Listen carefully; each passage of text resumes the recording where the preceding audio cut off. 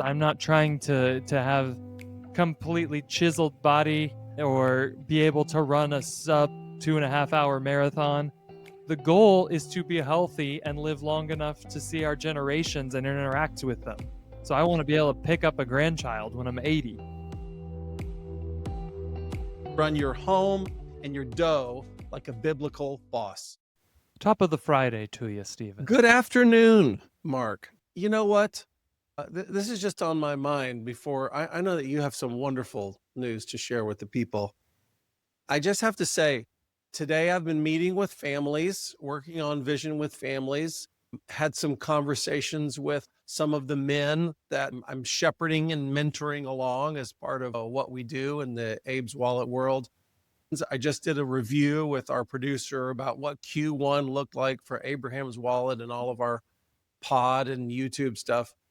And I just have to remind the people with a word of thanksgiving, gratitude, and a soft ask out there, which is this stuff does not happen if we don't have people that join our team and partner with us financially to keep the lights on and to keep our team moving forward. We don't have as much financial freedom as we wish we did, but we're very grateful for what we do have. It absolutely underwrites everything that we do. And I always worry about clogging up people's email boxes with, I want you to know that your support paid for this and this today. But at the same time, I kind of wish our people knew how much they're making happen.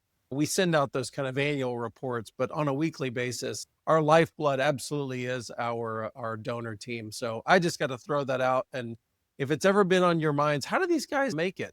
The answer to that question from an Abraham's Wallet standpoint is barely. And if you want to start joining us or increase your support of us, by golly, we'd be delighted. So I have to throw that out, that these people kind of keep us going. Now, you were telling me about something wonderful on the just a state that it's a globally important thing because of the godless state that you live in and the wonderful success you've seen in your wonderful state. Well, tell us. Are we talking about the same thing here? We're talking about my big. Yes, I might be overhyping it, but Okay. I didn't want to miss the cue, which I guess I did. But yeah, so at the start of this spring, my daughter, who has been devotedly focused on improving at basketball, that has been her sport as a middle schooler and a high schooler, and she's gotten good. It's been so much fun. We're going to talk a little bit about that today. She came to us and she said, "Mom and Dad, I'm going to try out for the soccer team." And we thought, because we have another daughter who is devoted to soccer, and we know how much time and effort and clubs and all that people put into that. And I thought it would be great if you made the team and got to hang out with your friends. But she did make the team, Stephen. Nice. And then she made the team and she earned herself a starting job as their primary striker, which, if you're not a soccer person, that's the person that gets to hit it into the net Wow. most frequently.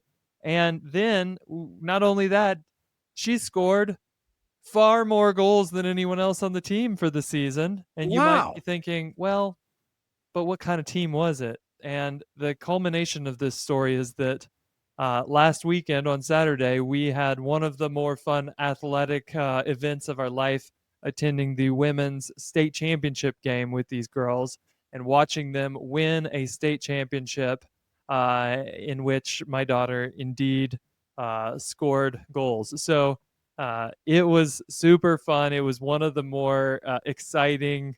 It was probably my favorite sporting event I've been a part of. It's much more so than when those dumb Mavericks won a championship back in the 2011. I thought it was really fun. So that was my news. Tremendous. And I'm quoting you now, as the only Christian school in the state, true? Yeah, that's the thing. We are state champions of all the Christian schools. So it was really not very challenging because it was just us. No, I'm just kidding. We are the only Christian school, but we play public schools and private schools and all that. Yeah, yeah. So to dominate the state title, uh, I I I can't imagine that this is detrimental to the gospel in your state. Today we're going to be continuing on our sort of series. It's become a series, talking about physical capital. And last week, I would assume, we haven't even released that episode that we recorded last week, but I would assume when you're hearing this, then you will have heard last week our take on some of the questions we get, especially in the financial planning realm, around how should we spend on food. We often hear families object to our kind of advice that you need to set some budget constraints on food. And for some families, food is just you can't touch this whatever it takes, we'll spend it. Today we're going to talk about I would just call it activity, and broadly two buckets. How do I exercise and keep my body healthy from an activity and exercise standpoint? And then inside of that really is, as the leader of a family, how do I approach kids' activities and keeping them exercise? Navigating the tricky world of children's sports is a big thing for a lot of families now. So I want to cover those two things. But before I do, um, I think that there's something that most if you go listen to a sermon on physical capital, they will generally start out by citing like 1 Timothy 4:8, which is when Paul says physical training is of some value, but godliness is valuable in all areas. That's great. That's true. We agree with that verse. uh, or they might cite 1 Corinthians 6:19. Your body is a temple, and kind of encourage you to treat your body well because of this truth that Paul shares with us there. And they'll try to make a tie between spiritual capital and physical capital. That's all good. We don't disagree with any of it. But one of the reasons that I thought that this would be such an important topic for us to cover here on Abraham's Wallet, instead of just going and finding some podcast where I could opine on food or exercise or whatever, is because I've seen a lot of families, as a financial planner or just as a disciple maker, who turn to elements of the physical capital world, whether that's food or exercise or medical care, and it sort of becomes their identity. It becomes this secret knowledge and something that is, special about them. And I want to provide a warning to those people that those families are on the doorstep of something called the occult. And I know this might sound completely out of left field, but Stephen, you built the critical skills class, which has been one of the probably most valuable ministry tools that my wife and I have used in our city to train people in how to recognize what skills am I supposed to have as a believer, and what are the big pillars of the enemy's kind of attack on Christians. What should we be on the lookout for? And there's a whole week on this topic of a cult. And you might be going, Mark, a cult is where I was warned not to listen to Motley Crue as a teenager. That was the Right. occult. But the definition that you provide there is really helpful to me. It's you said the Merriam-Webster definition of occult is to obscure or conceal, and an occultic spirit is one who makes a claim to do what only God can do and demands trust that only God deserves. So it obscures one's view of God's complete provision and protection and seeks control, destroys faith, and leads to fear. Does that sound familiar to you when you think about people who have overinvested their trust, whether it's in food or in the medical system? There's people who it's all the alternative medicine, and there's people who it's all the traditional medicine. It comes for you in whatever ground it can occupy. Um, so the gist is, an occultic spirit's job is to get you to trust in them instead of in Jesus. So yes, I want you to put your budget together and to have a well-ordered kind of approach to physical capital when it comes to your money. That's why we run your home and your dough like a biblical boss is our tagline. Um, and I want you to allocate a proper portion of that money to physical capital without bankrupting your family.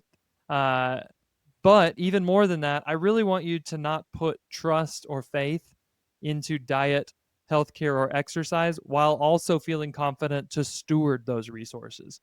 So trust in those things is not what we're after.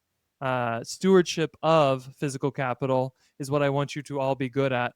And that's why we're spending time on this. It's not just because Mark and Steven like to talk about sports or how you do your grocery shopping, or we're full of hot air because we did a really cheap Lodo Feb month with our grocery budget. It's really because this is an area that you will see attacks on your family, and you will see temptations to trust in something other than the Lord. And we want you to not be so afraid of it that you go, I can't do any sports. We can't do any physical activity because it could take over. But we also want you to engage it aware of the pitfalls. Yeah. Yeah. There is a danger for you, young dad, which is as you collect experience and information, you're going to populate your world with watchouts and things that you want to center on because you see that they would be avenues through to health and freedom for your family. And the warning is that for any of these things, it could be education, it could be asset acquisition, it could be medical information, supplements. I'm constantly hearing new ideals. Somebody got something from Huberman. Take this pill. Whatever that thing is, it can derail you from the simplicity and freedom of following Jesus and leading your family to know him. I think that's supposed to be a simple, maybe not easy, but the plan is quite simple, that we would follow him. And the interesting thing is, as you go, as your world becomes more complex and God blesses you, for instance, is it more complex to have 3 kids than 1? Yes, it is. As God blesses you with more kids, with more property, you need a bigger house, multiple cars, more finances. The more that you kind of level up with your awareness, your judgment, your experience, the tendency is that we become burdened by these things. So that now when you had your first child, there might be 10 things on your checklist, and now there's 1,000 things on your checklist, and you become slower in your spirit because you're burdened by all these things. I think the trick in maturity as a father is that we learned mastery over these various capitals, and we remain at the simplicity of trusting Christ, following him, and then we go to the next place and we learn mastery of that thing, and then we go to the next place. If you're starting a business, the things you're worried about in your first year are very different from the things you're worried about in your 10th year, but you have to navigate all of those in this simple place of following Christ. And what I hear you saying is, I think one of the temptations for us is we have such access to data right now, whether it's, listen to Huberman Labs and listen to 3 hours of studies on some various minute scientific idea, or you're wearing your body data ring and watch, and you know how many steps you took and how much oxygen is in your system and what your heartbeat is. All of this information just has a way of dragging us down. I don't think it's the plan.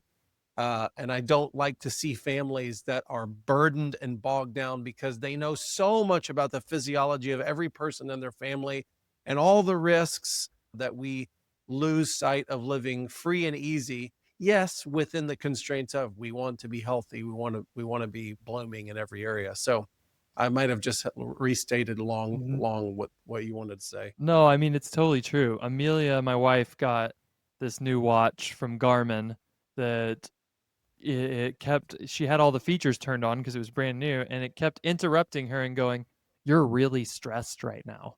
And Wow. and I was like, "What are you doing with that thing? Are you stressed right now?" And she's like, "I didn't think so." I'm like, "Turn the feature off. That's so Yes. evil." Yes. But I think I came to a similar conclusion when I was going through some health challenges and there was a temptation to just get more data. What if I could know how my sleep was last night and have a device to tell me this and that? And it did not lead to more peace and resting in the comfort of the Lord's provision. Even pursuing health or optimizing health can be one of these layers of trapping that I think the enemy wants for us. And while you have to deal with reality, we're not telling anybody to like ignore uh, actual diagnoses, etc. I just want us to, I know I've said this in the previous episode, I want us to be people for whom our goal is I want to live free and easy. I want to be able to eat whatever. I don't want to have to worry about my life. We're actually told, do not worry about your life. We did episodes with my father back in the day where he is saying in very plain terms, I'm not worried about dying. Jesus took care of the fear of death for me. So I'm going to live my life. I'm not going to worry. I'm going to proceed with faith and confidence. I think that's what we want for each of our families. What is our goal? Our goal is that we would responsibly handle our bodies, 1 Corinthians 6, which you mentioned, and at the same time not be burdened by, how much of that omega-3 fish oil are we taking today, and all of that stuff. That doesn't sound like the life of faith. So to start off, Stephen, I agree with everything you said. I really have split this into two parts for today. One, we're going to get to second, that's kids' activities and how we manage all that. But the first one is probably the number one thing people think of when I talk about building physical capital, which is how do I keep my body healthy? How do I keep my kids' bodies healthy? Like, what are we going to do for exercise? Right.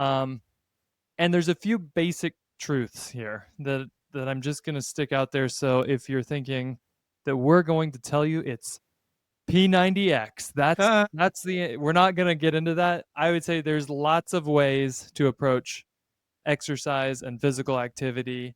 I have found that there are some that are better than others, but I'm not really interested today in trying to dive into what the specific exercise program is. Yeah. I think that most people who like to have that argument a lot spend a lot more time having that argument than they do just diligently over long periods of time committing to discipline when it comes to exercise. So that's just that's what we're not up to. Number two, over in our volley group, which is where our financial backers talk to each other and to us, I asked a question: what are you guys curious about when it comes to health? And people chimed in with some questions, but they also chimed in with some of their own hot sports takes. And VJ said something I just thought was worth shining a light on. He said, can we remember that fitness really isn't the goal for the sake of fitness? I'm not trying to have completely chiseled body or be able to run a sub 2.5 hour marathon. The goal is to be healthy and live long enough to see our generations and interact with them. So I want to be able to pick up a grandchild when I'm 80.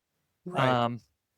And I agree with that. I think that's really what we should be thinking as the primary mandate for us is take care of your body so it serves you well over the long haul. And the last thing that came from our volley group, Ira, he said something that made me laugh. He said, why are endurance sports like the new midlife crisis thing for a middle-aged guy? They don't go buy a Porsche.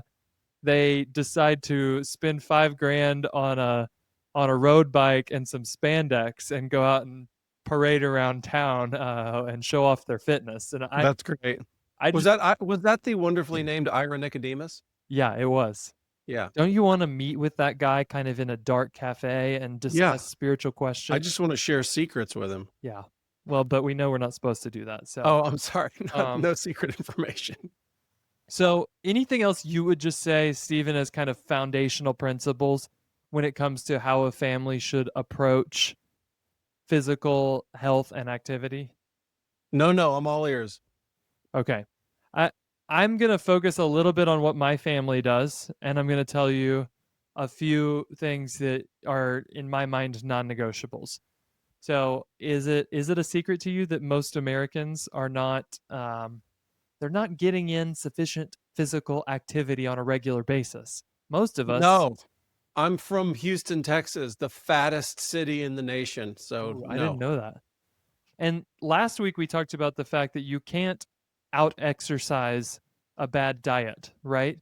Um, the reason is because diet, it feels so good. You can go to Houston right now, and there's so many things that would feel so good to put into our tummies. Um, Yes. and maybe uniquely so. Houston has some really delicious foods on offer. Um, but you know what doesn't feel good is going for a run and doing my boring 3 mile little pitter pat around the neighborhood. That doesn't feel great while it's happening. Yes. Even when I was doing ultra marathons, which was me taking fitness and using this excuse that I'm doing something healthy to go and overindulge in a hobby, I'm gonna say. So you can do ultra marathons if you want, but don't. I kind of let it take over for a brief minute in my life. Even when I was doing that, I always said the first 4 miles is miserable of a run. I always hated it. Yeah. Miles 5 through 50 could feel great, but Right. miles 1 through 4 always hurt. So I think that our problem is we don't like discipline and we don't like repeated, just I'm going to commit to something and do it over the long term. And that's true with our diets. It's also true with the way that we do exercise. So I've been a part of group fitness classes where they're like, the kind of CrossFit model, which I don't think is bad, but they have this thing where it's like, we're gonna confuse your muscles with a different activity every day, and you can probably see some benefit from what they do. That's fine, but if you want to get really good at doing squats, do you know what you have to do? Squat. You have to do squats every week, and you have to add a little bit of weight, and you will get stronger, and all the muscles you're trying to train will get stronger.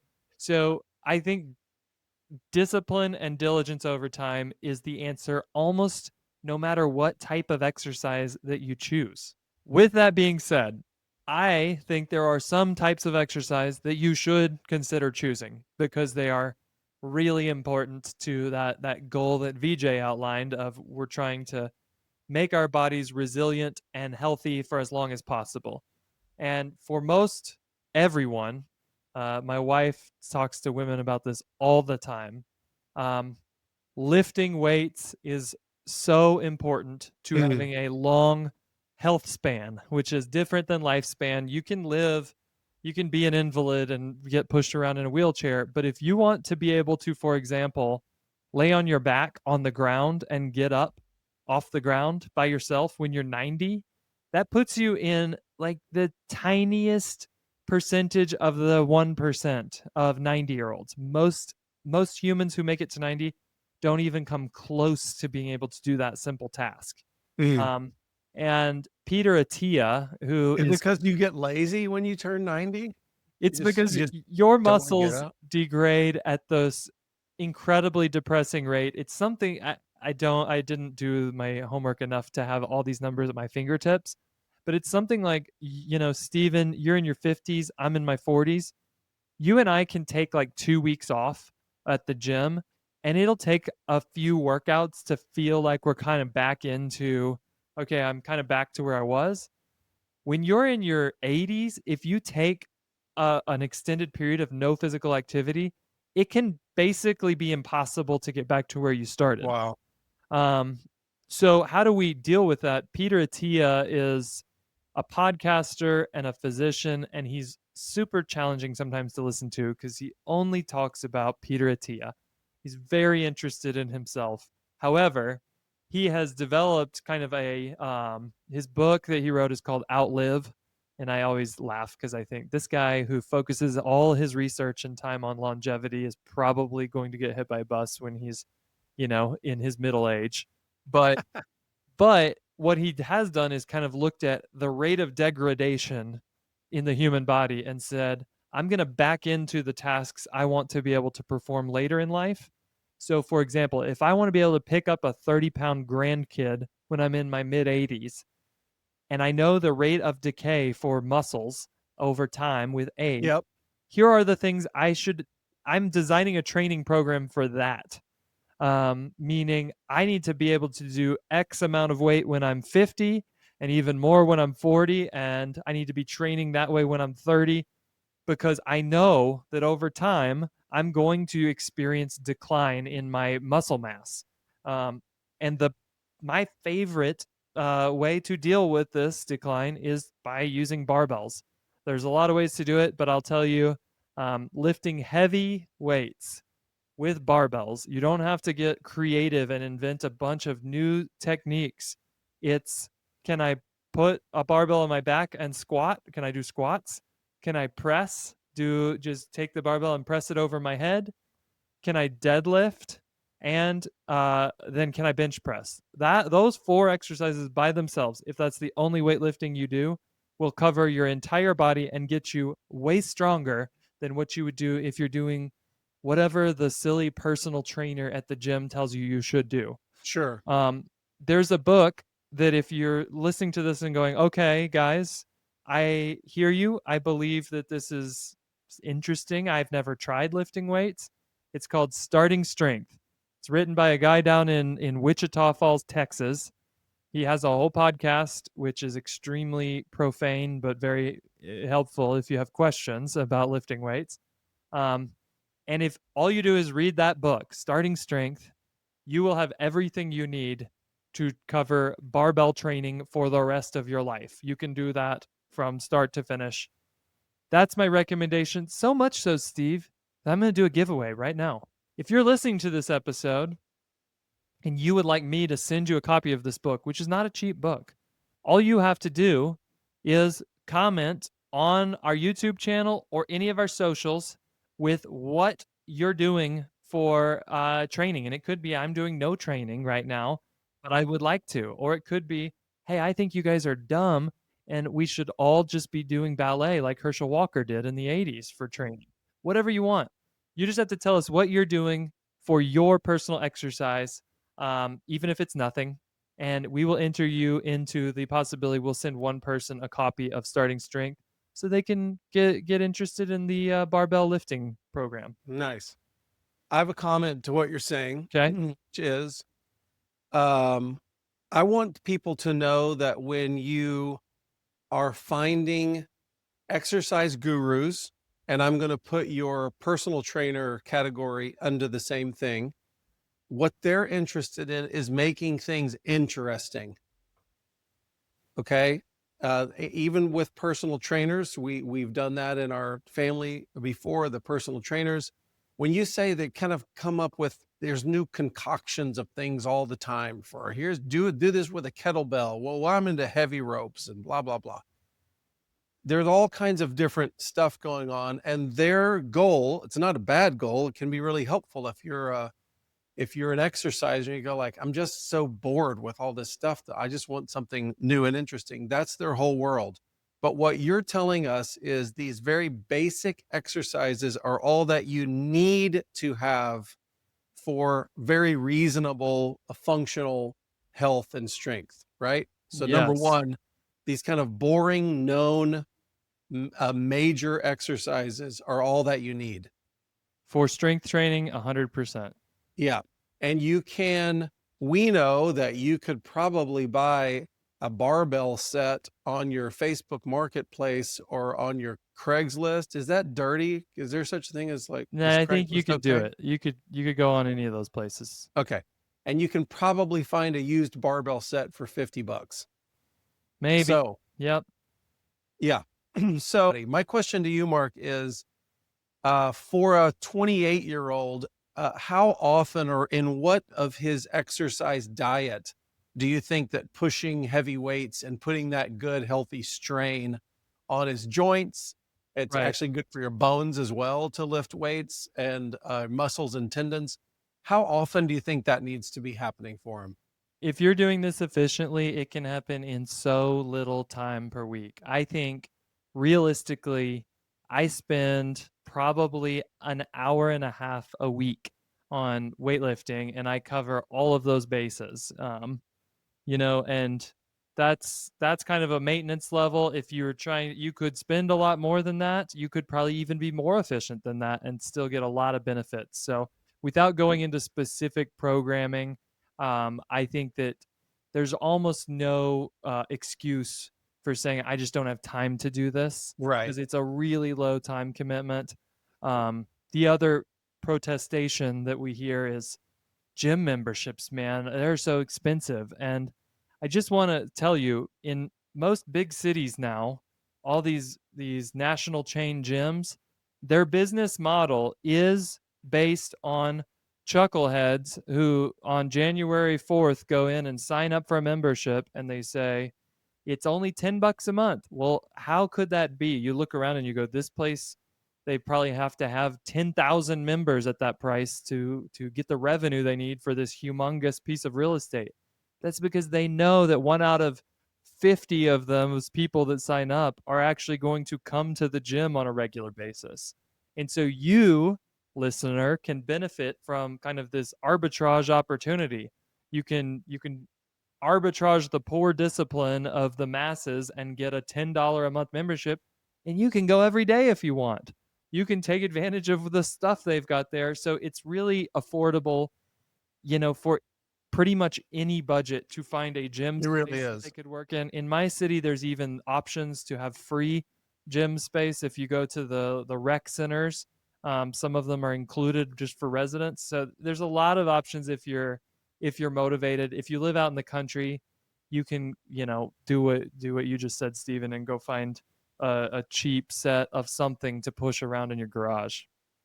Yes, here in Cincinnati, between rec centers and YMCA's, I'm almost sure the summer deal is with all the Cincinnati parks and all of the rec centers. I think it's $10 for the entire summer. Go in as much as you want.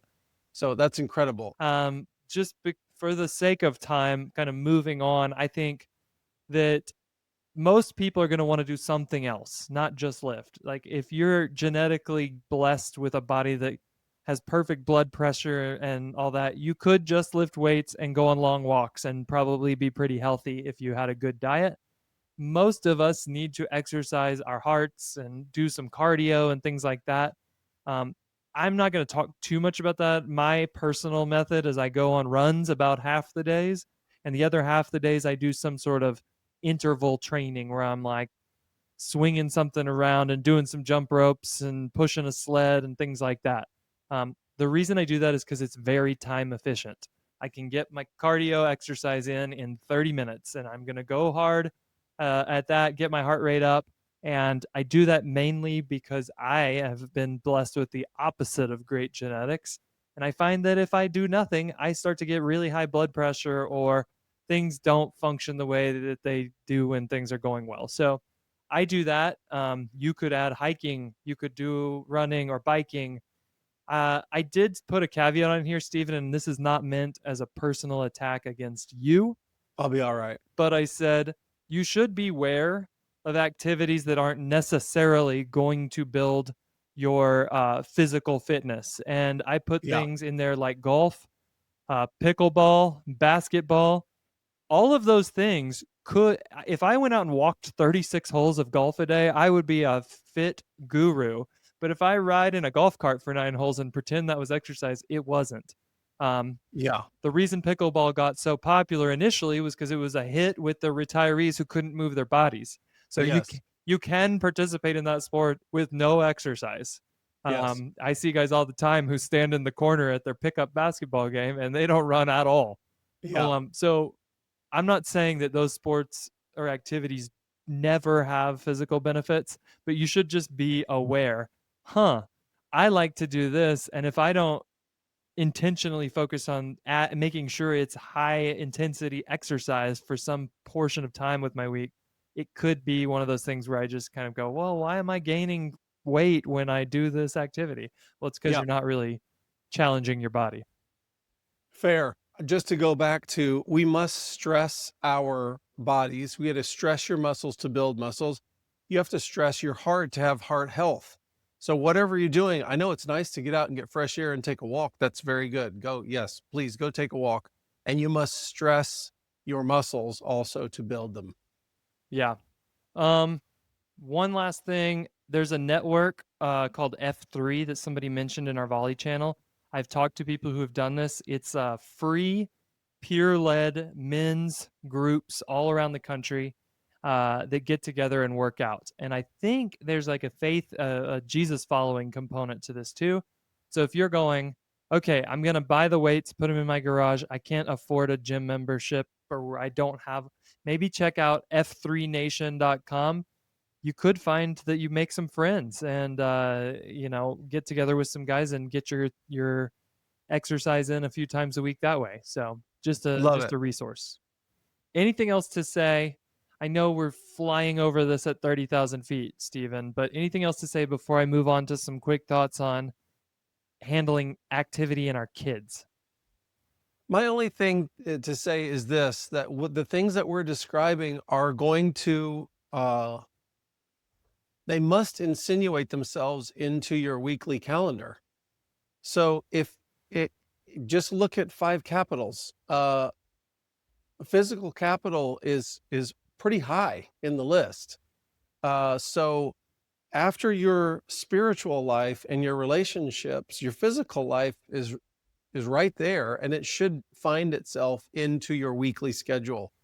So you might be like me, and your tendency has always been, well, when I get everything else done in my life that needs to be done, yeah, I'd love to be able, it's kind of like saying, I love to read the Bible when I have some spare time. If you have that attitude towards your physical fitness and your health, things are going to be out of whack. So I say start with your calendar. For me, when something's on the calendar, then I don't ask myself whether I want to do it or not. I remember training for marathons. It was like, well, I don't really feel like running 5 miles of hills right now. Well, tough luck. It's on the schedule. You have to do it. I think that's what discipline looks like. So I have to throw that in. If you're asking God for health and fitness, it needs to find its way onto your calendar sooner than later. So turning to we've thought about how we handle health for ourselves, maybe our wives too fall into that category. I got to throw it in. My wife says barbell training and heavy lifting is good for everyone. She's like, it is dramatically better for women, even though they are much less likely to do it than men, because they are the ones that experience so much bone density loss and things like Mhm. this that are less common in men. So she's had patients that she said for years, well, if you wanted to do something, I would recommend lifting heavy weights. And she said, somebody came to her just the other day and said, I finally did what you said and it changed my life completely. Thank you. So just a thought there. But as parents, we're also stewarding these little kids who don't have full ability to control their own kind of capitals in some of these areas. And our job is to train them into people who can handle these resources. And so how do we do that? There's two ditches here. One is we don't do that with kids. We're not worried about that. They're kids. They can just go run around. And last week when we were talking about food, we talked about the fact that a humongous percentage of American children are obese right now. Yeah, And another hot take from my wife was if your children are obese, that's on you as a parent. I remember that. And we also just said, well, you can't outrun a bad diet. So we can't take a kid, shovel them full of junk food, and then put them on a treadmill until they have a normal body weight. However, I do think having regular activity for your kids is something that not only helps with general health, it also builds all these other discipline things. We were just talking about the whole thing about physical challenging activity is it's not super pleasant while we're doing it and we have to push through that. Building that muscle in a kid has a much bigger effect than just the calories burned when they're out Yeah. doing whatever they're doing. It Yeah. also helps them go, I know how to experience hardship and discomfort and press on. And They, you can they could turn into state champs someday if they learn those lessons. That's true. Um, so that's one ditch. The people that just say we're not worried about this, I would say worry about it. Physical activity in your kids is very important, and we'll talk about that in a second. The other ditch is maybe the one that I see even more commonly where we are, which is kids, activities, and sports are running our entire lives. And so I have a few data points for you, Steve, on Yeah, this. yeah. Go ahead. In 2024, the average U.S. family spent approximately $1,016 on their child's primary sport, Wow. which is a 46% increase since 2019. So in 5 years, we've gone up by half. Wow. Um, that's just on their child's primary sport. Keep in mind, we're not talking about at your local private school. This is across all of America. Right. That's Um, right. for families with kids involved in multiple sports, the total annual expenditure rose to just under $1,500 per child. Oh my word. Um, and then families, and how do we get to that average? Well, here's the answer.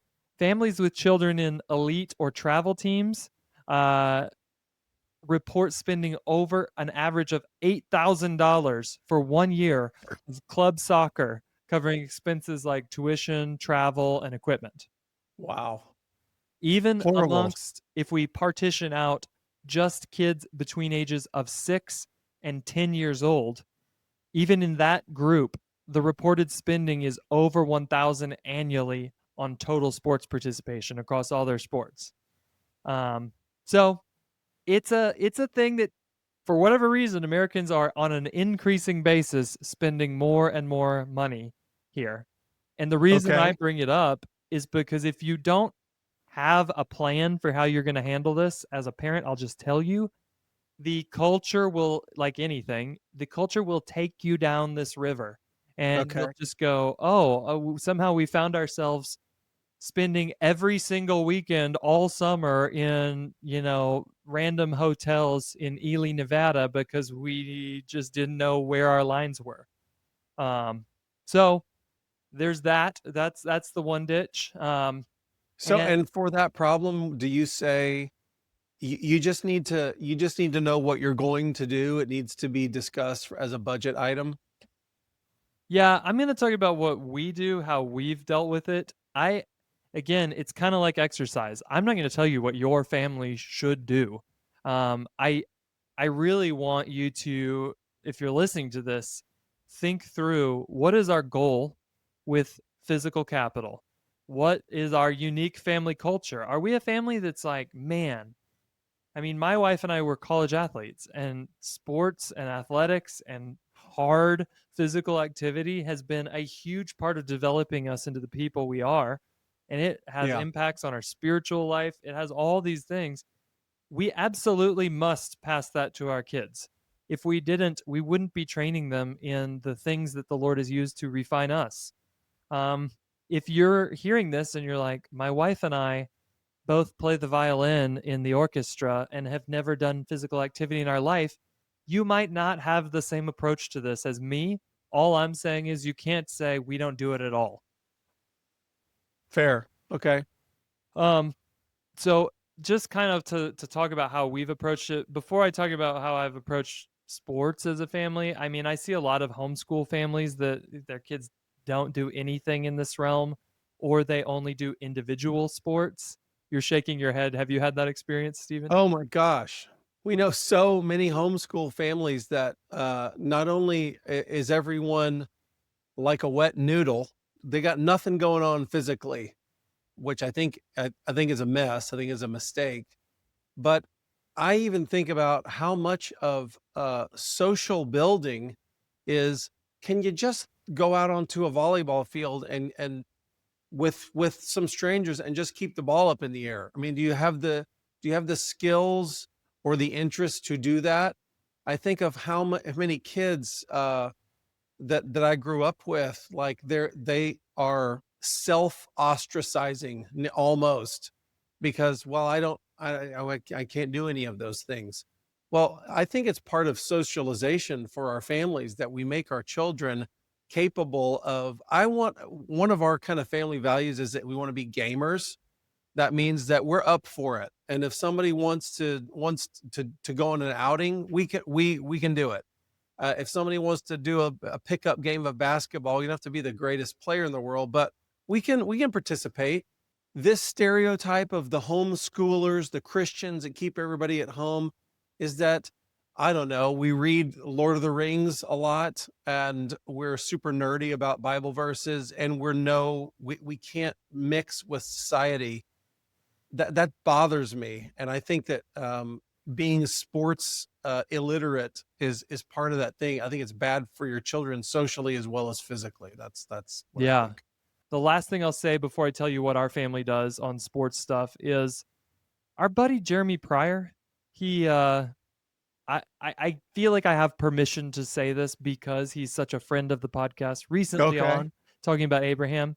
And he has often said, our family, we only do sports that we can do as a whole family. So we're going to do tennis. I think they're big pickleballers. He recently posted something about kickball league, family kickball league. And God bless him. I think this is the worst idea ever to Oh, limit yourself to only being able to do things that your whole family does for exactly the reason you said, Stephen. I developed a lot as a young man because I got pinned to a wrestling mat by a stronger kid who wanted to hurt me. And uh-huh. I learned from not making the eighth grade basketball team that I actually had to get better. And I learned from being on the football team as a kid, like some kids don't like you and you have to navigate social dynamics. And, you're developing slower than that boy. So he's cooler than you on the football team. How are you going to deal with that? Yeah. So much of the things that sports can develop actually come from interacting with peers, and mixing that dynamic with physical struggle is, I think, irreplaceable by going out to the park with your family and playing kickball. I agree. So there you go. I've Uh, thrown out a hot sports opinion in which I disagree with Jeremy, even though overall love the guy and recommend him. For our family, we're not really at risk of that ditch. We don't do sports. Culturally, we just know ourselves. We trend towards the overdoing it side of basically everything in life. Um, but I'll just give you to wrap up today how we have approached this, and it's mostly just a result of sitting down before we get involved, and again, being aware that there is a current that will take us down the river, and saying we don't want that to happen passively.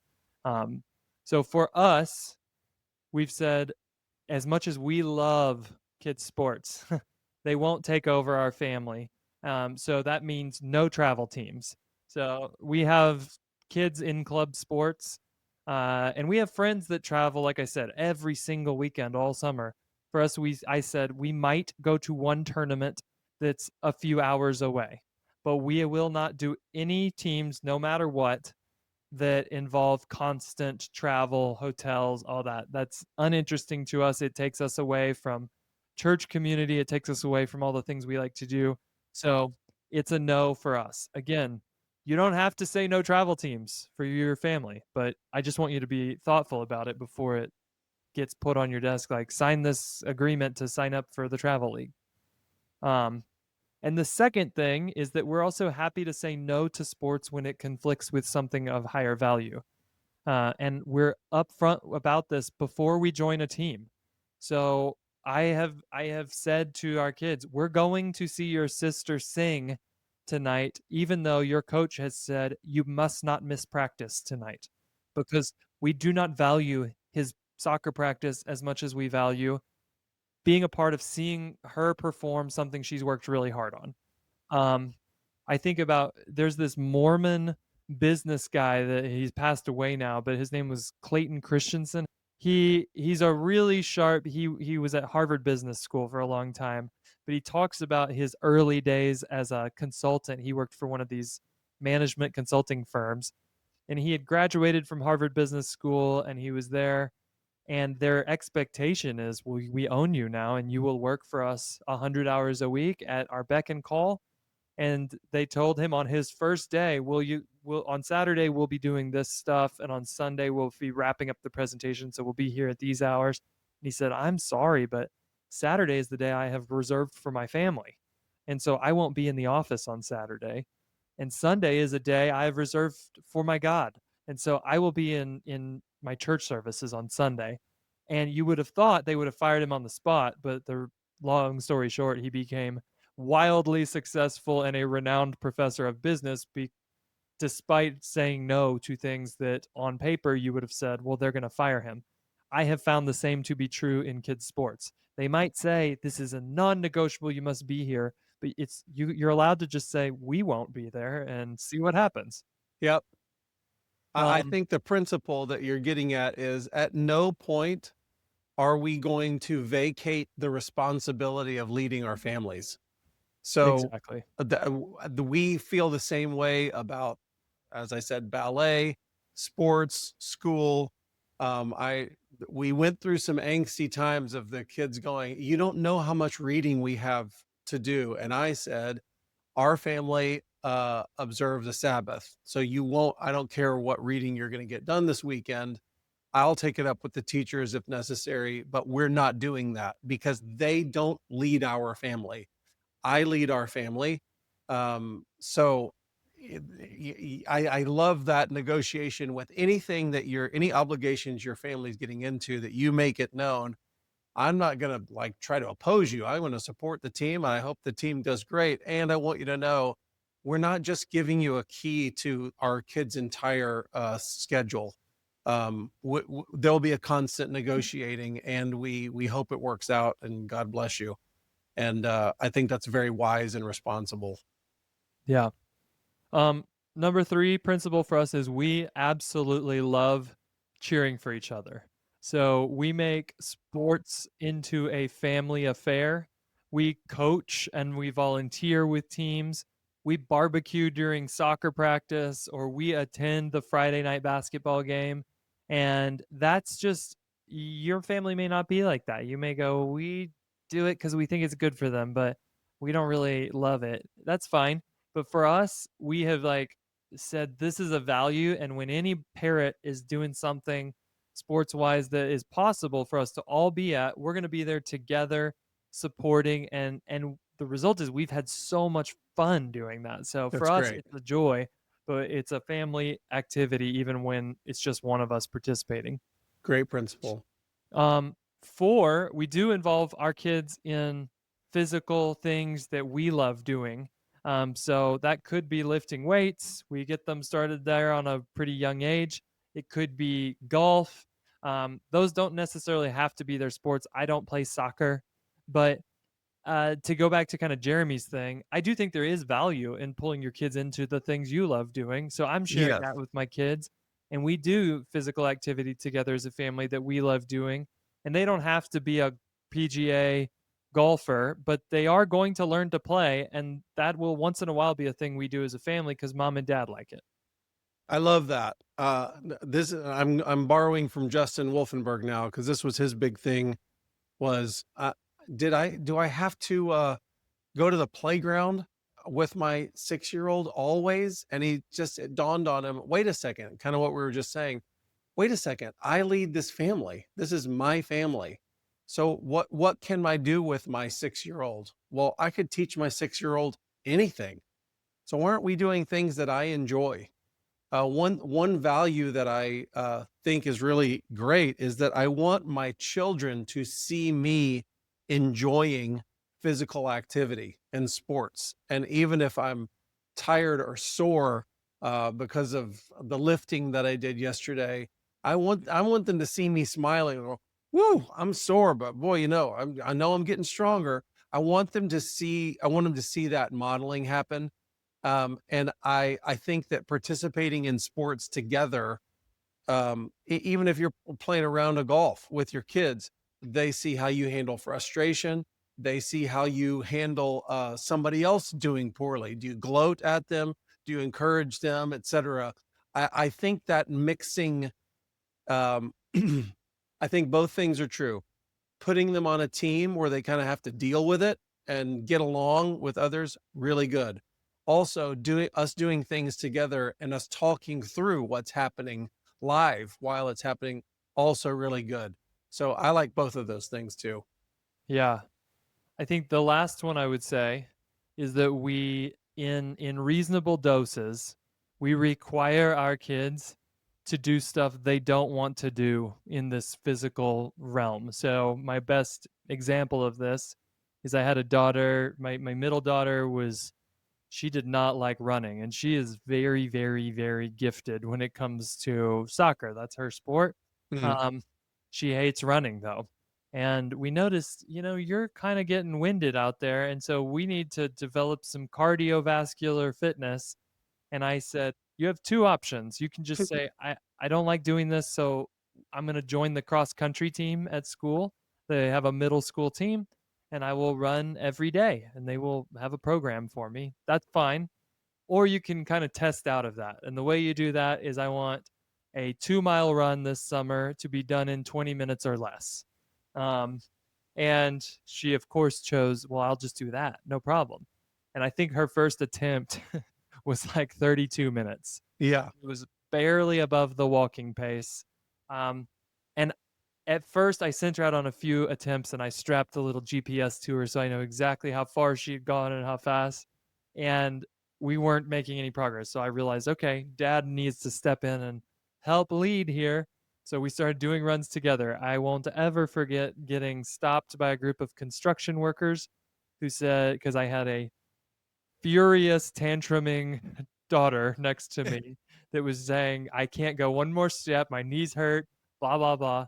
And these guys pull over and they're like, sir, I'm sorry, but we need to make sure that you're actually this girl's father, because from our perspective, it kind of looks like you're kidnapping her right now. Uh-huh. And Nice. anyways, we tried and we were getting like, there's only 3 weeks of summer left.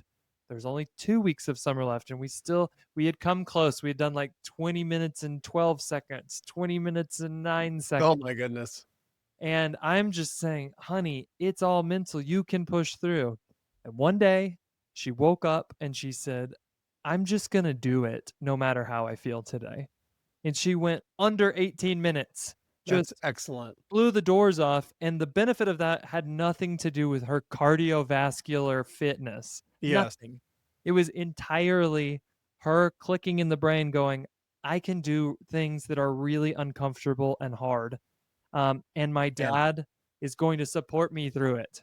Um, and that we talk about it still. That was like a year and a half ago. We still talk about, you remember that time you just thought there was no way you would ever do this and then you blew it out of the water? That's the same is true when you're crying over a math homework that's really hard or right.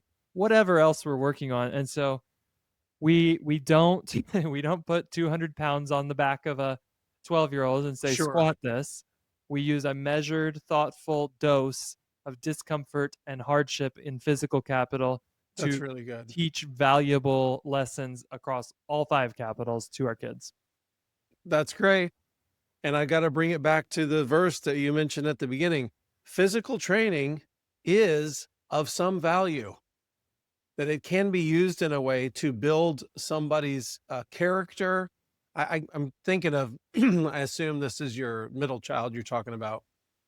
And I can't imagine what she's going to do in her lifetime, accomplishment wise, just because of that one simple lesson that's now clicked. It's like dropped into her heart. Like, I believe this about myself.